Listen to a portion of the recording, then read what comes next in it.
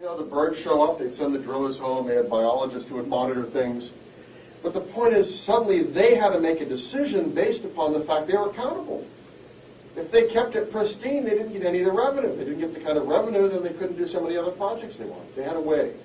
They had a balance. And that's a very good way to do it. Just, you know, if you look at Anwar, a small chunk of that land probably has a lot of oil on it. There are good ways you can try to develop it, carefully controlled. Makes a lot of sense to do that similar kind of balance. And the final example, is one of my favorite, is the question of how do you protect, species like elephants. What is the developed world is focused very much on to end the ivory trade. Now, I care about this in part because I collect antique chess sets, and many of them are carved ivory. So if I bring them across international boundaries, I have to get a certificate. It certifies that they predate a convention that was signed back in the 20th century. It's a royal paint, takes months. A couple sets from auction in London, which are currently sitting at customs in the United States for a week or so waiting for clearance. So the question is, how do you protect elephants? Do you ban the ivory trade? Well, we had an experiment of that back in the 1980s, where countries like Kenya, which banned the ivory trade, had declining herds of elephants. In contrast, countries like Zimbabwe, which before it had kind of went into its precipitous decline, Botswana and South Africa, had ivory markets and shared revenue with local folks, and actually had increasing herds. And the basic problem is, think of incentives. We look at elephants and think they're majestic creatures, and they are. But if you're a local villager, they are giant rats. I'm serious. I visited Botswana. We went through an area where the elephant herds had gone through. They stripped off not only the leaves, they stripped the bark off all the trees. I mean, literally, you went through this area. I mean, it's extraordinary. It's incredibly destructive. So if the herd shows up with your crops, it's really bad news. If you don't get any revenue from them, you tell the poachers, yeah, they're over the hill, please get rid of them. Thank you. But if you share revenue, if in essence you give villagers a kind of a quasi-property interest in them, they have a very different take on it. What you want to do with markets is basically create incentives that encourage preservation. There's an incentive to preserve if you're sharing in some wealth out of those things, as opposed to where they're just kind of a hassle for you. Get rid of them. I don't care. You pay me a little bit of money and I'll tell you where the herd went. So I think that the distortions we see then, if you don't kind of bring in these market principles, is you tend to get worse environmental results at greater expense. That's not good for us. Now, all the environmental issues vary dramatically in terms of what you can try to do with them. I mean, some of them I think you can simply use property rights. That is, we'd be far better off if we pretty much put all of the grazing land and forest land out of federal hands. Just let it be privately owned. We could decide that there may very well be some pristine wilderness areas. I mean, Yosemite, Yellowstone, whatever. Keep those in government hands. Indeed, I would say give them to environmental groups. Let them be managed by environmental groups that suddenly have to be accountable. But what you can do is that a lot of these resources, just get them out of government hands. You're going to get better results. Now, there's a second set of issues where it's going to be hard to do that. Kind of the great common pools, air and water. You can actually create quasi-property rights in streams, and we have a lot of that, especially Britain has used that, where fishermen and actually duck hunters and others can actually sue to maintain the quality of water in streams as a property right interest. But, air and water you can't. Imagine being in Southern California trying to sue every car that goes by because they're spewing stuff out in the yard. It doesn't work very well. But what one can try to do is use market-based mechanisms. Both pollution taxes and tradable permits are mechanisms that try to get the greatest pollution abatement from those who can most afford it, and those who can basically abate pollution most cost efficiently. There are problems with any system, but those are far better than command and control regulation and basically mandating certain technology uses. So there you can kind of mimic property rights. You can come up with creating economic incentives to increase pollution abatement by those who can do it best. And then the third is a number of areas where we need to be prepared to pay for regulation. One of them that I think of that's a good one is Endangered Species Act.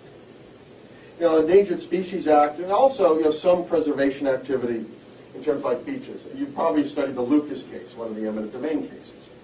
A few years ago, South Carolina, a stockbroker buys 2 plots of land on the beach. He's going to develop one and sell it, and develop the other and live on it. After he buys it, it's semi-developed land. It's not pristine.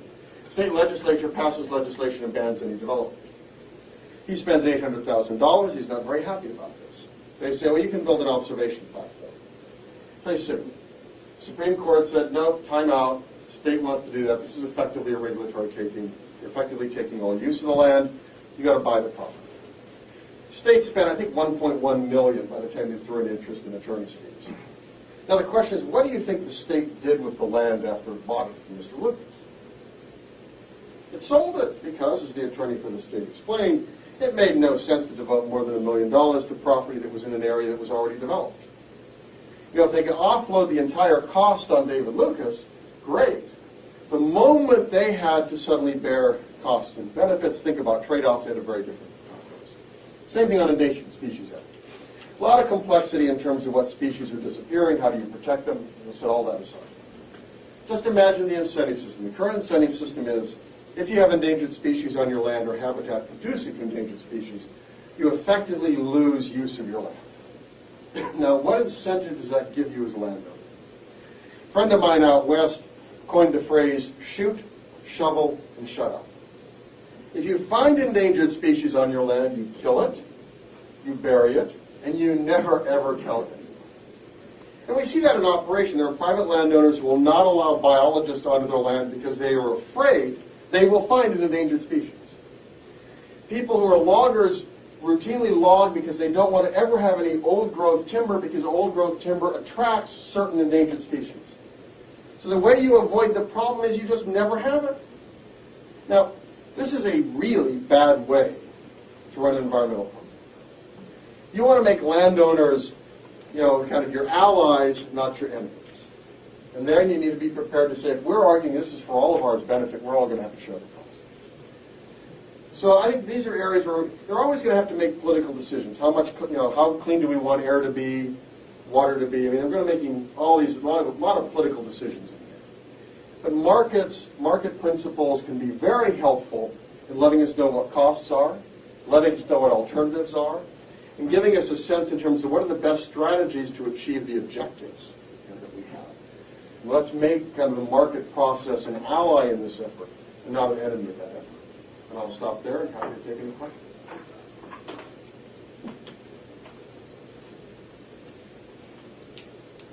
I would just share a comment on something that you last touched on with endangered species.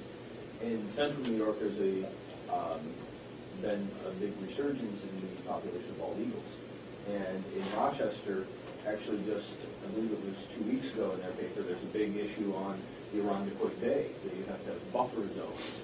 And there's a bay tree where bald eagles have nested. And they only come in a certain time of year, and the developer that has purchased that land is going to, there's in court claims right now, because they are trying to figure out something. They were going to develop condos, and they have a restaurant. They're going to put another restaurant right in the water. They want to put in a marina, and because of the buffer zone, they can't. So they're trying to get, if they didn't have to pay taxes on the land, then they'll let it be a buffer zone, and they could still possibly develop parts of it. And, but that's a lot. And the same thing in Syracuse, down right by Carousel Mall on the eastern shore of Onondaga Lake. There's been every winter now, the past 3 or 4 years, there's been 20 to 40 bald eagles that nest there, and I assume there'll be a lot more issues as the mall continues to develop, and there's it's the most polluted lake on the continent, so I'm sure that there'll be